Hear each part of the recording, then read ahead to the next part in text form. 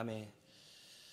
네, 저는 가끔씩 세상을 살아가면서 모든 것을 다 알 수 있으면 얼마나 좋을까라고 그렇게 생각을 해봅니다.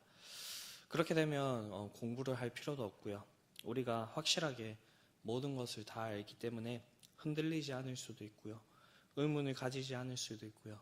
의심하지 않을 수도 있게 되기 때문입니다. 오늘 본문에는 예수님의 메시아 되심에 대해서 이 사도 요한이 한 몇 가지의 질문이 나옵니다.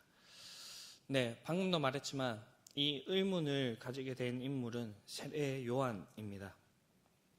우리가 생각했을 때는 세례 요한 정도 되는 사람은 흔들리지 않을 수 있지 않을까, 정말 확신을 가지고 자신의 모든 사역을 완수하지 않을까라고 이렇게 생각해 볼 수가 있습니다.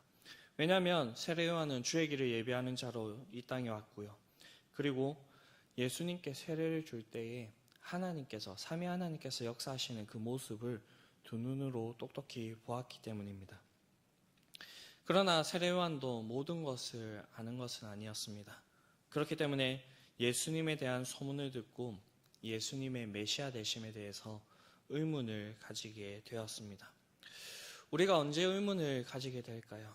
그것은 내가 알고 있는 것과는 다를 때, 내가 기대한 것과는 다르게 일이 흘러갈 때에 우리는 의문을 가지게 될 것입니다.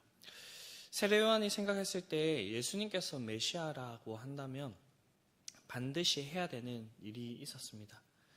당연히 이러한 생각은 구약 성경에 근거한 것입니다. 구약에 보게 되면 메시아에 대한 수많은 예언들이 나오고 있고요. 그리고 이 메시아에 대한 하나님의 약속이 약 300번가량 이렇게 구약에 적혀져 있습니다.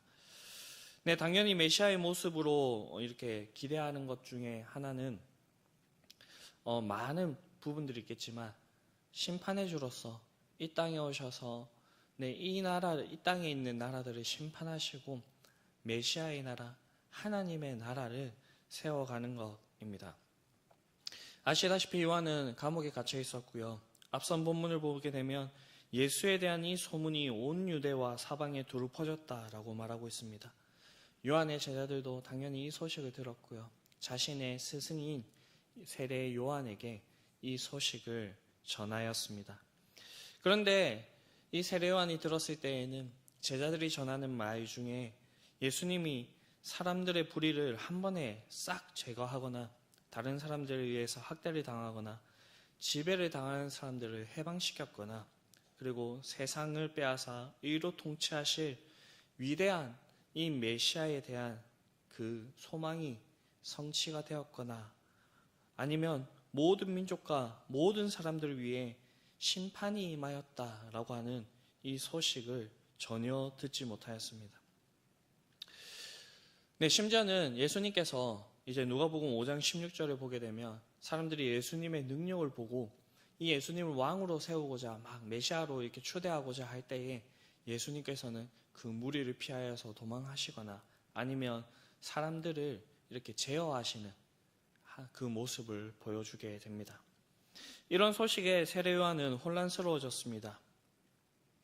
왜냐하면 예수님께서 메시아로 오셨다라는 것을 이제 확신하게 되었는데 예수님께서 하시는 이 메시아의 사역을 보니까 절반만 이렇게 사역을 하시는 것 같이 보였기 때문입니다. 사실 세례 요한이 가장 예수님을 통하여서 기대했던 것이 무엇이냐면 누가복음 3장 19절에서 선포하고 있듯이 세례 요한은 자기 뒤에 오실 이가 자신보다 더 크신 분이 손에 키를 들고 자기의 타작마장을 정케하사 알곡을 모아 곳간에 들이시고 쭉정이는 꺼지지 않는 불에 태우실 이런 심판의 주로 이렇게 기대했다라는 것입니다. 이러한 모습이 보이지 않자 요한은 의심하게 되었고요. 그리고 예수님께 나아가서 이런 질문을 하게 됩니다. 오실 그이가 당신입니까? 아니면 우리가 다른 사람을 기다려야 합니까? 네, 우리가 신앙생활을 하다 보면 우리가 가지게 되는 의문과 의심은 무조건 나쁘다라고 이야기를 하는 사람들이 있음을 볼 수가 있습니다. 네, 그것은 주로 이단이거나 아니면 기존에 있는 그 교회에서도 이런 얘기를 하게 됩니다. 그런데 모든 의문이 나쁜 것은 아닙니다. 우리의 믿음을 이야기할 때 우리는 맹목을 이야기하지 않습니다. 진정한 믿음, 이것은 무엇이냐면 바른 올바른 지식 위에 세워진 확고한 신뢰가 바로 올바른 믿음입니다. 이 지식은 당연히 하나님의 말씀이고요. 하나님의 말씀에 대한 확고한 신뢰는 성령 하나님께서 우리에게 주시는 것입니다. 그렇기 때문에 우리는 의문이 생겨날 때마다 말씀 앞에 나가서 그 의문을 풀어나가는 것이 아주 중요한 일입니다. 다만 우리가 기억해야 될 것은 우리가 모든 것은 알 수가 없습니다. 왜냐하면 하나님께서는 무한하신 분이시고 우리는 유한한 인간이기 때문입니다. 그렇지만 하나님께서는 우리가 이런 의문과 의심을 가지고 하나님 앞에 나아갈 때 그 모든 부분들을 말씀으로 해결해 주십니다. 제가 대학교 때 예정론에 대해서 이렇게 배웠습니다. 신학과에서 예정론을 배울 때 제 마음속에 불합리한 마음이 들었습니다. 아니, 왜 하나님께서는 능력도 다 있으신 분이시면서 왜 선택하신 자들을 불러서 그렇게 구원을 하시는 것일까? 그냥 온 세상 사람들을 다 구원해 주시면 안 될까라고 하는 이런 불합리한 마음이 들었고요. 하나님의 능력에 대해서 의심했던 적이 있었습니다. 그런데 이 내용에 대해서 선배들이 찾아가서 물어보고 그러면서 말씀을 보면서 그 답을 얻게 되었습니다. 하나님께서는 우리가 의문을 가지고 의심을 가진 상태에서 계시는 것을 원치 않습니다. 세례 요한이 자신의 두 제자를 보내서 예수님께 나아갔을 때에 예수님께서는 확신에 대한 그 말씀을 주어주고 있으십니다. 예수님께서는 세례 요한의 질문에 대해서 확신을 주십니다. 먼저는 예수님 메시아의 능력과 사역을 이 두 제자들에게 보여주고 있습니다. 21절입니다. 마침 그때 예수께서 질병과 고통과 및 악기 들린 자들이 많이 고치시고 또 많은 맹인들을 보게 하신지라. 요한의 제자들과 요한은 단순히 예수님께서 이러한 일들을 행하셨다, 죽은 자를 일으키시고 병든 자를 고치시고 상한 자를 낫게 하셨다라고 하는 그 소문을 듣고 이렇게 의심을 가졌지만 예수님께 나아왔을 때 예수님께서는 이제 두 눈으로 직접 보라고 그렇게 그 일들을 행해 주십니다.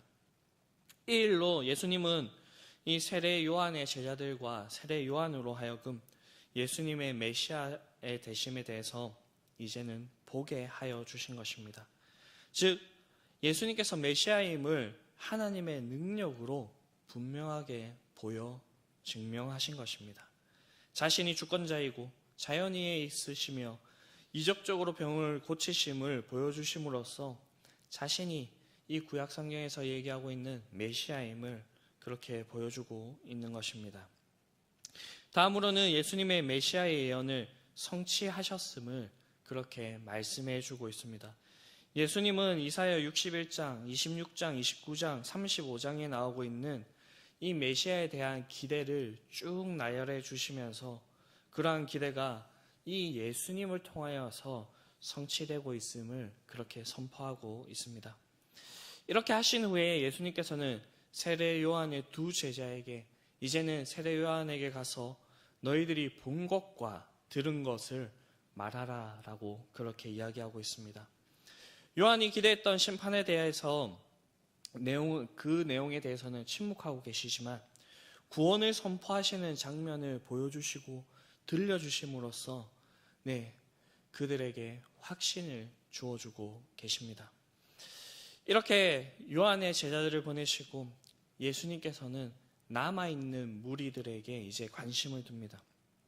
그리고 그들에게도 확신을 더하여 주십니다. 사람들이 예수님께서 이러한 확신을 주시는 역할을 하시는 이유가 무엇이냐면 사람들이 요한들의 제자가 와서 우리가 다른 일을 기다려야 할까요? 이렇게 질문한 것을 보았기 때문입니다.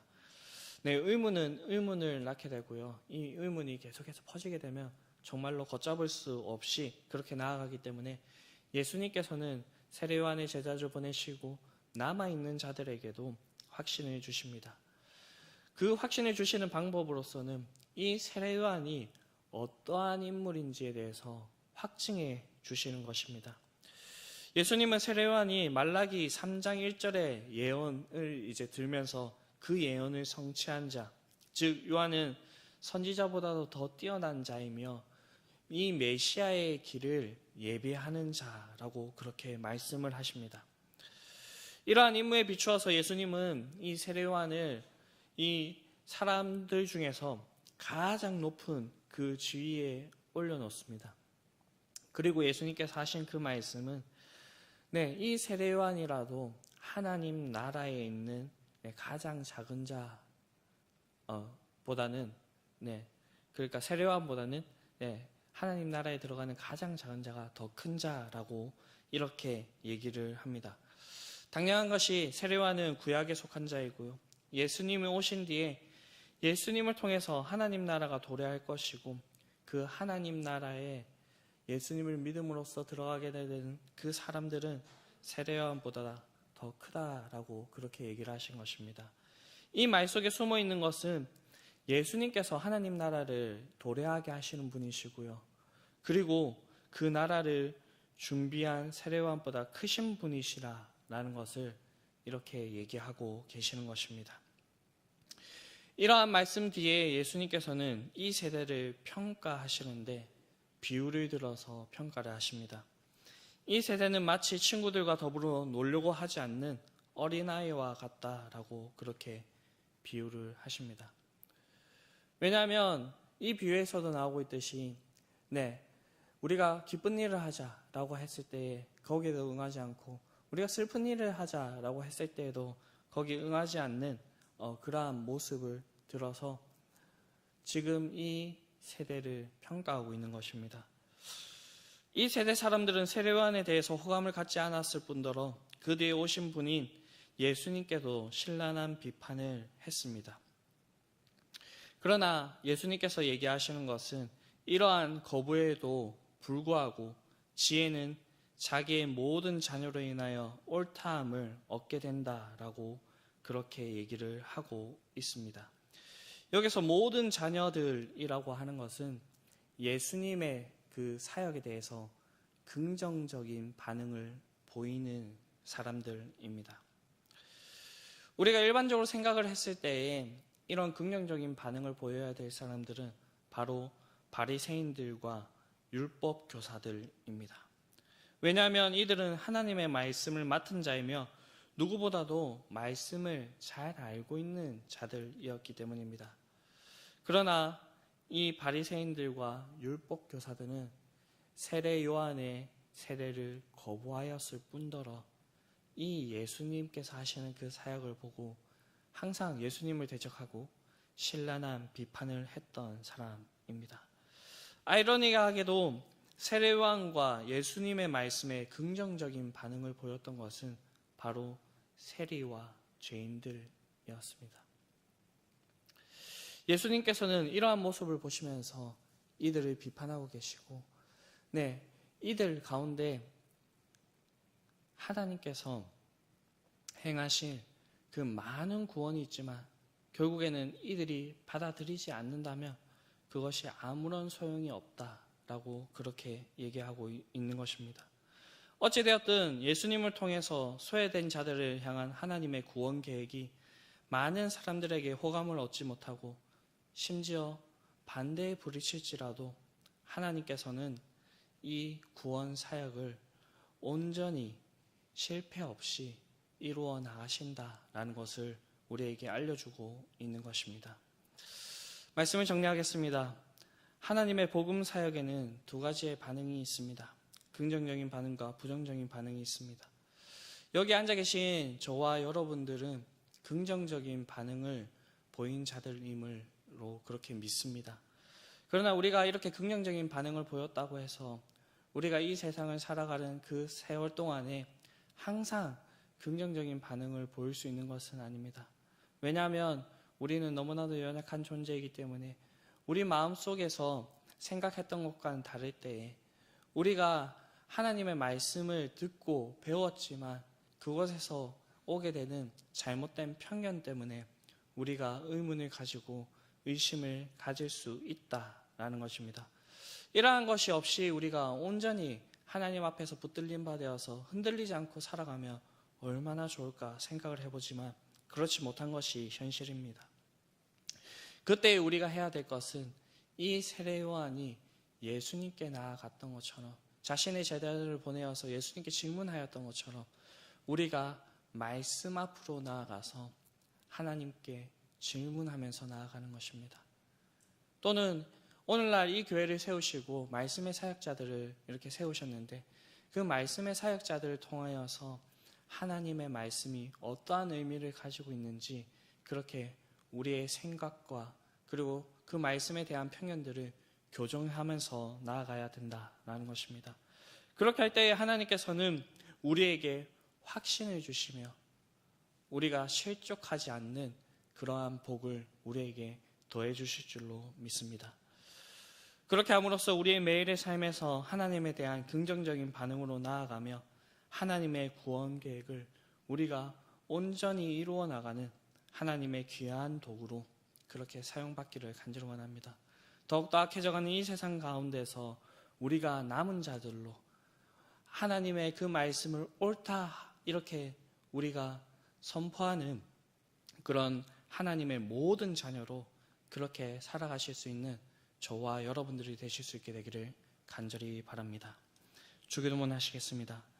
하늘에 계신 우리 아버지, 아버지의 이름을 거룩하게 하시며 아버지의 나라가 오게 하시며 아버지의 뜻이 하늘에서와 같이 땅에서도 이루어지게 하소서. 오늘 우리에게 일용할 양식을 주시고 우리가 우리에게 잘못한 사람을 용서하여 준 것 같이 우리 죄를 용서하여 주시고 우리를 시험에 빠지지 않게 하시고 악에서 구하소서. 나라와 권능과 영광이 영원히 아버지의 것입니다. 아멘.